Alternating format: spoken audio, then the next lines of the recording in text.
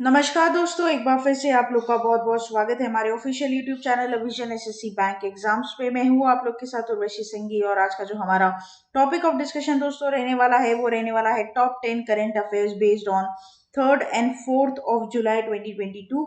आशा करते हैं कि आप लोग सब लोग घरों में बिल्कुल अच्छे होंगे, सुरक्षित होंगे।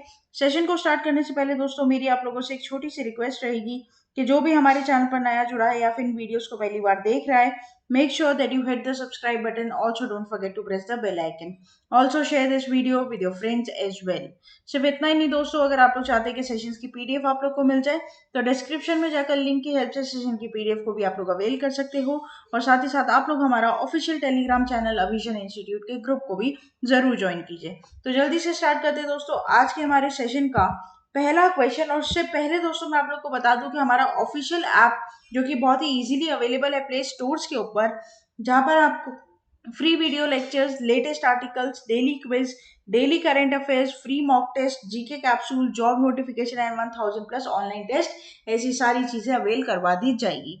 तो दोस्तों देर किस बात की, study any time anywhere with Avision institute.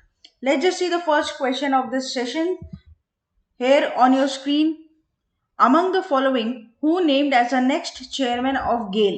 Right तो यहाँ पर दोस्तों सबसे पहले यहाँ पर अपॉइंटमेंट के ऊपर क्वेश्चन बनता है और पूछता है आपको कि यहाँ पर नेक्स्ट चेयरमैन किसको बनाया गया है, गेल का।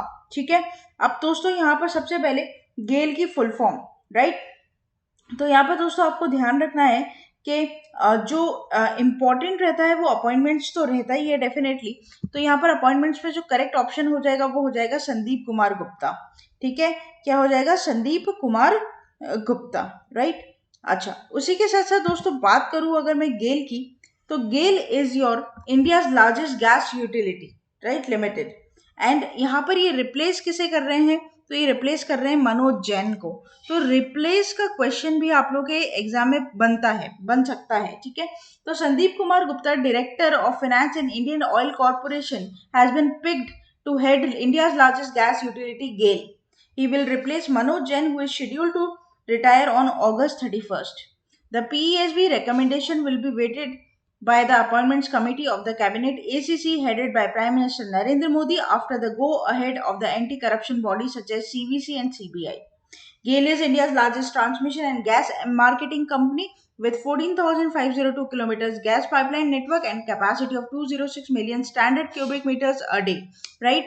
तो यहाँ पर ये ध्यान रखना कि ये सबसे बड़ा गैस यूटिलिटी लिमिटेड हमारे इंडिया में, जिसकी क्षमता 14,502 किलोमीटर गैस पाइपलाइन नेटवर्क इनका बिछा हुआ है और 206 मिलियन स्टैंडर्ड क्यूबिक मीटर्स ये पर डे प्रोड्यूस करते हैं अराउंड 21 स्टेट्स, राइट। तो ये एक बहुत बड़ी बात यहाँ पर देखने को मिलती है। नेक्स्ट चलते हैं क्वेश्चन नंबर 2 के ऊपर दोस्तों।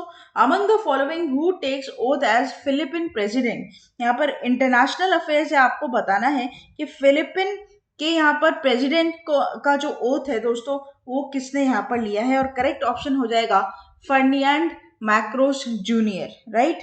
अच्छा, ये ध्यान रखना, फिलीपींस की जो कैपिटल है वो हो जाती है मनीला और करेंसी हो जाती है दोस्तों फिलिपी पेसो। ठीक है, तो ये एक इंपॉर्टेंट स्टैट्स है जो मैंने यहाँ पर आप लोगों को कन्वे कर दिया। तो Ferdinand Marcos junior, the son of late dictator Ferdinand Marcos Sr., won the elections on 9th of May with 31.6 million votes and was sworn as the 17th president of Philippines. He took the oath as a National Museum of Fine Arts in Manila before the Supreme Court Justice Alexander Gesmundo, the former president's doctor, and his running mate Sara Duterte Carpio. देखो, इतना ज्यादा कुछ आपको याद करने की जरूरत इसमें नहीं है। क्या याद रखना है, आपको इनका नाम याद रखना है, सिर्फ नेम पूछेगा तो इस पर क्वेश्चन आ जाएगा। अदरवाइज इस पर ये भी ध्यान रख लेना कि 17th नंबर पर ये बनेगी, थोड़ा सा ये भी आप ध्यान रखना।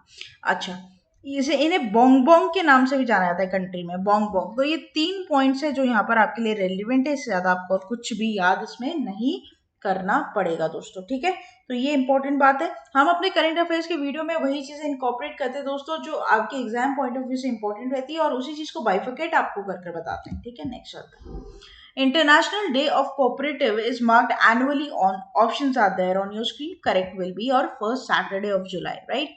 तो पहली जुलाई, पहला शनिवार जो आता है जुलाई का, सैटरडे जो आता है जुलाई का, उसे हम इंटरनेशनल डे ऑफ कोऑपरेटिव्स के नाम से जानते हैं, ठीक है। तो international day of cooperative is marked annually on the first Saturday of July, right. तो इसे फर्स्ट सैटरडे ऑफ जुलाई को मनाया जाता है, and this year the day will be observed on 2nd July to highlight the contributions of the cooperative movement. The aim of this celebration is to increase awareness about cooperatives by highlighting how the United Nations shares similar goals and objectives as the international cooperative movement, right? तो किस तरीके से जो ये celebration है इसे increase करवाया था, बेसिकली ये इस दिवस के लिए मनाया जाता है ताकि जो कोऑपरेटिव्स है उनके बीच में हाईलाइटिंग पॉइंट ये रहे, ठीक है। अच्छा, सिमिलर ऑब्जेक्टिव्स है, और साथ ही साथ यहाँ पर जो हैशटैग है वो है कूप्स डे। क्या है? कूप्स डे, 100th इंटरनेशनल डे यहाँ पर मनाया गया है, ठीक है। तो ये भी आप लोग इधर ध्यान रखेंगे। थीम क्या हो जाती है? थीम हो जाती है Cooperatives build a better world echoes the theme of international year, right? तो यहाँ पर थीम दी गई है, थीम आपके एग्जाम के लिए मच रेलिवेंट रहती है। नेक्स्ट चलते हैं। World sports journalist day is observed every year on, right? Options are there on your screen, correct will be July 2। तो वर्ल्ड स्पोर्ट्स जर्नलिस्ट डे यहाँ पर हर 2 जुलाई को ऑब्जर्व किया जाता है to celebrate the services of sports journalist from the promotion of sports. Sports journalism is a form of reporting that focuses on the matters pertaining to any subject or topic related to sports. It is an essential component of every media organization. Sports journalists work on various media platforms including print, broadcast and the internet, right? तो यहाँ पर ये ध्यान रखिएगा कि sports journalist day 2 जुलाई को मनाया जाता है। यहाँ पर इसकी कोई थीम नहीं दी गई है, तो थीम हमें याद नहीं करनी, ठीक है, ये ध्यान रखिएगा। स्पोर्ट्स जर्नलिज्म के थ्रू स्पोर्ट्स के बारे में लोगों के बीच में अवेयरनेस फैलाई जाती है, ठीक है, तो ये ध्यान रखना। नेक्स्ट चलते हैं। What amount of total fund outlay World Bank has approved to support India's health sector, right? तो यहाँ पर दोस्तों आप लोग को बताना है कि वर्ल्ड बैंक, जो कि जिसको हम क्या बोलते हैं, आईबीआरडी भी बोलते हैं। आईबीआरडी बोले तो international bank for reconstruction and development, right? तो यहाँ पर वर्ल्ड बैंक या फिर आईबीआरडी बोल दो, इन्होंने कितना फंड अप्रूव किया इंडिया की हेल्थ सेक्टर के ऊपर? ऑप्शन आप लोग के सामने है, करेक्ट हो जाएगा 1 बिलियन। क्या हो जाएगा? 1 बिलियन, ठीक है।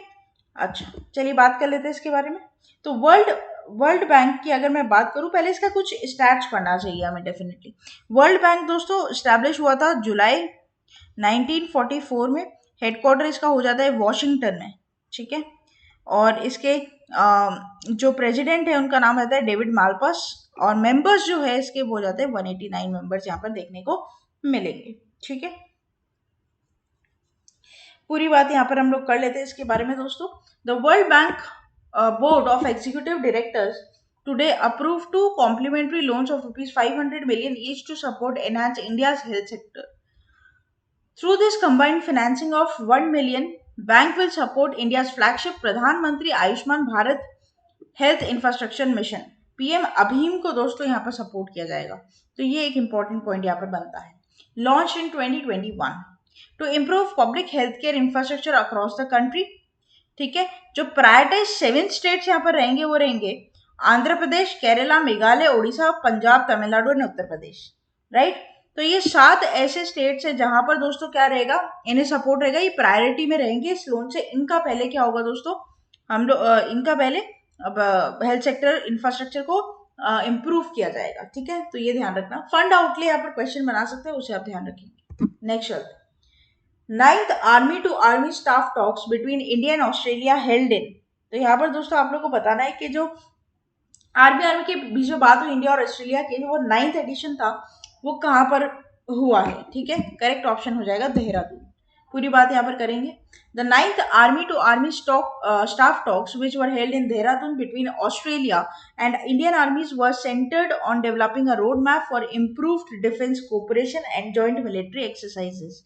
IMA was the location of the discussions, where both parties went out on the roadmap for initiatives promoting defense cooperation according to the army. कुछ इंपॉर्टेंट पॉइंट्स यहाँ पर रहते हैं, उन्हें हम पढ़ेंगे। These initiatives include training sessions of both armies, cadet exchange program between pre-commissioned training academies, bilateral exchange of Australians and your subject matter experts exchange। Basically देखो क्या होता है ना, सिंपल बात मैं तुम्हें अगर हिंदी में बताना चाहूँ तो जो इंडिया और ऑस्ट्रेलिया की जो फोर्स है, ठीक है, आर्मी फोर्स है, उनके बीच में अंडरस्टैंडिंग क्रिएट होती है कि हमें इस सिचुएशन में ऐसे रिएक्ट करना चाहिए, ये इक्विपमेंट्स इस वाली सिचुएशन में यूज होने चाहिए, ये स्ट्रैटेजी रहनी चाहिए, आइडियाज हम लेकर चलते हैं। तो इससे क्या होता है ना, दोनों जगहों का हेल्प होता है, इंडिया से ऑस्ट्रेलिया का हेल्प होता है, ऑस्ट्रेलिया से इंडिया का हेल्प होता है, राइट। तो यहाँ पर क्या होता है ना, ये दोनों आपस में एक अंडरस्टैंडिंग क्रिएट करते हैं। कुछ चीजें वो हमसे सीखते हैं, कुछ चीजें हम उनसे सीखते हैं, और एक्सचेंज ऑफ आइडियाज भी होता ही है। तो आपको ये चीज तो पता ही है, राइट। तो यहाँ पर यही बात आप लोग को क्या करनी है, ध्यान रखनी है। और इनका 9th एडिशन था, ऑलरेडी पहले भी ऐसा कर चुके हैं, और अब ये एडवांस लेवल पर जाकर भी टॉक्स करते हैं, ठीक है, कि मतलब किस तरीके से कौन सी सिचुएशन में किस तरीके से रिस्पॉन्स करना चाहिए। नेक्स्ट शब्द, Maharashtra government gives a nod to remaining renaming Aurangabad as, बहुत इंपॉर्टेंट है ये दोस्तों, ठीक है, और करेक्ट हो जाएगा इसका संभाजी नगर। महाराष्ट्र की जगह औरंगाबाद का नाम चेंज कर संभाजी नगर रख दिया गया है। अभी भी रिसेंटली महाराष्ट्र के सीएम भी चेंज हुए, अब उद्धव ठाकरे जी नहीं रहे, लेकिन ये जो निर्णय था उद्धव ठाकरे ने ही लिया। अब कौन बन गए, एकनाथ शिंदे, मैंने पढ़ाया आप लोग को। In the Maharashtra cabinet has approved the proposal of rename Aurangabad city as Sambhaji Nagar and Osmanabad as Dharashiv.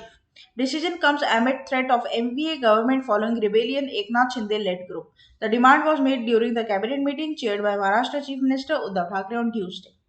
Right? Maharashtra be renamed as Shambhajinagar. The proposal regarding the same as brought in today's meeting. The Maharashtra cabinet passed the proposal rename Aurangabad as Shambhajinagar and the honor of Maratha king.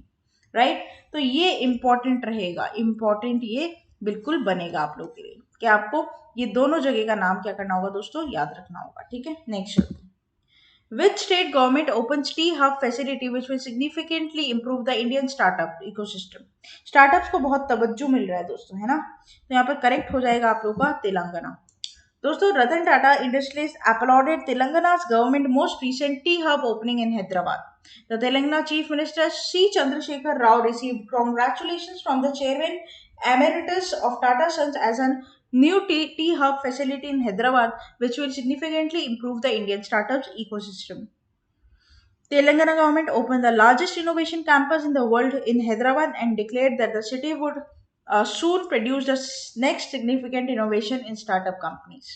The startup ecosystem in our state is regarded as one of the top 10 in the world of accessible talent. It is amongst Asia's top 15 startup hubs for raising capital. Telangana startup ecosystem worth rupees 4.8 billion in 2021. कुछ important बातें, पहला, Telangana government ने open किया T hub facility, Ratan Tata जी इसके पीछे हैं, तो कोई दिक्कत ही नहीं होनी चाहिए फिर तो, है ना। स्टार्टअप इनका मेन क्या रहेगा, मतलब ऑब्जेक्टिव रहेगा। ऑलरेडी इन्होंने 4.8 बिलियन का रेज कर लिया फंड, ठीक है, तो ये भी आप लोग को इधर ध्यान रखना है, राइट। नेक्स्ट शब्द, which edition of Foundation Day has been recently celebrated by SBI State Bank of India? Very very important. Correct will be 66th. 1955 में दोस्तों फाउंडेशन फर्स्ट जुलाई 1955 में SBI बना था। इंपीरियल बैंक ऑफ इंडिया का नाम change कर 1 जुलाई 1955 में स्टेट बैंक ऑफ इंडिया रखा गया, ठीक है। SBI descended from the bank of Calcutta founded in 806 through the imperial bank of India, जैसे कि मैंने आपको बताया। Bank of Madras merge into 2 other presidency banks, that is Bank of Calcutta and Bank of Bombay from the Imperial Bank of India, which turns to State Bank of India on this day 1955. Basically bank of Hindustan से उसकी क्या निकली दोस्तों, 3 presidency bank निकली, bank of Bengal, bank of Bombay, bank of Madras. उसके बाद उन तीनों को मर्ज कर इंपीरियल बैंक ऑफ इंडिया बना दिया, जिसको क्वासी सेंट्रल बैंक भी बोला जाता था, और इसका नाम किसने चेंज किया था, जेएम कीन्स ने, जो कि फादर ऑफ मॉडर्न इकोनॉमिक्स थे, इंडिया में आए थे वो, और उन्होंने नाम चेंज किया था। उसके बाद इंपीरियल बैंक ऑफ इंडिया का नाम 1955 में चेंज होकर स्टेट बैंक ऑफ इंडिया हो गया। स्टेट बैंक ऑफ इंडिया की 7 एसोसिएट्स सब्सिडरीज भी थी, जिनको धीरे धीरे एसबीआई में मर्ज कर दिया। आज के डेट पर दोस्तों एसबीआई हमारे पास सिस्टमैटिकली इंपॉर्टेंट बैंक है प्राइवेट पब्लिक सेक्टर में, और आपको ये ध्यान रखना ये बहुत इंपॉर्टेंट है। आरबीआई भी दोस्तों कुछ ऐसे डिसीजन एसबीआई से पूछ कर लेता है, because SBI most of the people को होल्ड करता है, ऑफ इंडियन पीपल सिटीजन को होल्ड करता है, ठीक है, तो ये आप लोग ध्यान रखेंगे। इसका हेडक्वार्टर बॉम्बे में हो जाता है, ये भी आप लोग याद रखना। नेक्स्ट चलते हैं last question of this session के ऊपर दोस्तों, the fruitful thought to celebrate international fruit day every year on dash, correct will be 1st of July. The fruitful thought to celebrate International Fruit Day originated from the will to create a worldwide festival day from the people of any culture, nation, mentality, region, and way of life. The aim is to share fruits in sympathy and joy with family, friends, and needy people. International Fruit Day addresses to all people who create preserve positive living conditions. Right? Theme नहीं है, theme याद नहीं करनी, सिर्फ ये ध्यान रखिएगा international fruit day 1 जुलाई को मनाया जाता है, ये आप लोग के लिए इंपॉर्टेंट रहता है। तो ये था हमारा पूरा टॉप 10 करंट अफेयर्स का सेशन। आशा करते हैं सेशन आप लोग को अच्छा लगा होगा दोस्तों। अच्छा लगा है तो लाइक करना मत भूलिएगा, चैनल को तो सब्सक्राइब कर लीजिए, साथ साथ बेल आइकन को जरूर प्रेस कर दीजिएगा ताकि जब भी कोई नई वीडियो में डालूं सबसे पहले नोटिफिकेशन आप लोग के पास आ जाए। तब तक के लिए आप लोग बने रहिए हमारे साथ। Thank you so much and have a nice day.